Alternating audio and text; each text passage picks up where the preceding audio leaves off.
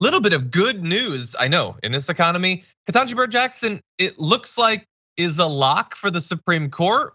I'm a little bit worried about putting that out there into the universe, but Susan Collins says that she's gonna vote to confirm Ketanji Brown Jackson. That's like, the big thing of the day domestically, is that the first Republican has said they will in fact vote for her. So she'd previously voted to confirm Jackson to the US Court of Appeals.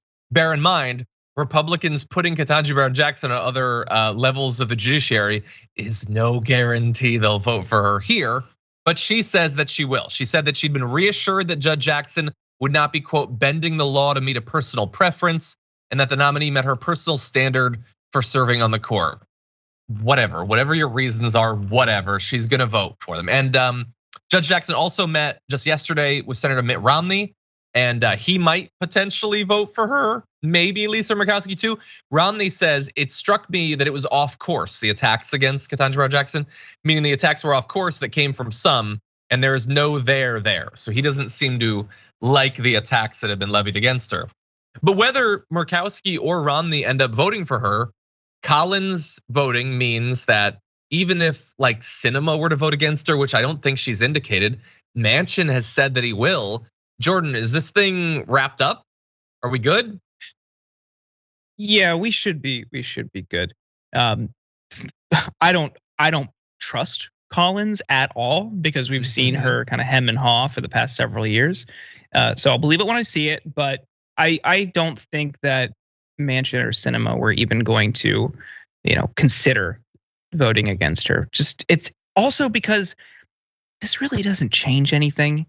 It's still going to be a 6-3 court. So while they do, operate on behalf of their donors' corporate interests, nothing really is going to change here. So it's a pretty safe bet. And that's also why I kind of thought they weren't going to go as hard against Judge Jackson, because the Republicans, because there really isn't going to be a threat to any of their interests in the Supreme Court now. They could have just, they had a wide open layup. See, look, we're not racist. We're not, we're not sexist. We're not vile. Look how nice we're treating this judge. But they didn't. They went all in. Yeah, exactly. It was a wide open layup. They could have taken it, and they just chose not to. Unfortunately, with their base, there's no incentive for any of that. They pretend they want bipartisanship to stop the Dems from doing something, but it's not like they involved the Dems during when they were in charge. Yeah, they could have easily just cruised by. It doesn't fundamentally change the court, but they did, as they always do, they did a lot of digging into her past, and they discovered eventually that she was a black woman, and they couldn't abide it.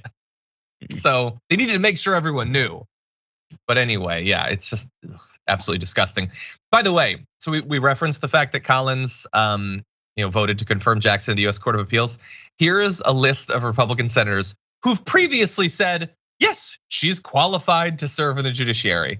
Most back when she joined the US District Court for the District of Columbia in 2013. That is so many of them. And also people like Tim Scott and Ted Cruz and Marco Rubio and all that. Like, it's the slightly crazies to the all the way crazies, the Cornyn's, the Crappos. But and look, it's not that you couldn't come up with some reason why she's qualified to serve on the Court of Appeals, but not the Supreme Court. My point is, they are not making that distinction. They are not saying, no, she was qualified, and here is why she's not. They're just trying to pretend that she's a supporter of widespread institutionalized pedophilia or something. It's all nonsense, it's all disgusting. And it's also largely ineffective, because as you take a look at this poll, 2/3 of Americans support Ketanji Brown Jackson's confirmation. Despite this incredibly insane partisan attempt to make you hate and fear her, she is wildly popular. She's more popular than the vast majority of policies that will be considered. So that is a good sign, Jordan. Anytime this sort of full court press doesn't work, that reassures me that people maybe are looking a little bit more critically at some things. Yeah, I saw analysis of public opinion polling going back the past few decades for Supreme Court nominees, and the only person with a higher approval rating in the nomination process was John Roberts. So she is historically extremely well liked and supported, which I think says something about who she is, her character, her work, her accomplishments, and certainly her qualifications for this role. Yeah. This is an attempt by the Republicans to fire up their base, especially the more fringe elements who are conspiratorial in nature in the run up to the election. They want to, liken all of these horrific elements of human behavior that she had to judge, as was her role, not that she actually engaged in, and try to tie them to her, the Democrats, and Biden at large. It's purely malicious. Yeah, and a great strategy on their part, by the way. There have been polls that have indicated that between the 2020 election and now, there's been a shift of at least a few points, but something in I think like generic congressional preference for black voters. Like somehow black voters have looked at what Joe Biden has said he would do and has actually done and realized he's coming up short. Weird how they figured that out. And so the Republicans decide, no, we need to performatively try to set fire to the first black female nominee to the Supreme Court in the months leading up to the election. Great strategy, buddies.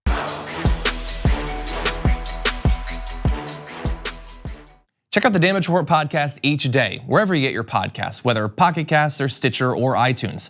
You can join me as I give you the news and stories you want, with a range of co-hosts and interview guests jumping in on the fun each day. Again, that's the Damage Report, wherever you get your podcasts. And if you get them at iTunes, don't forget to rate and review. Sometimes I'll read them live on the show.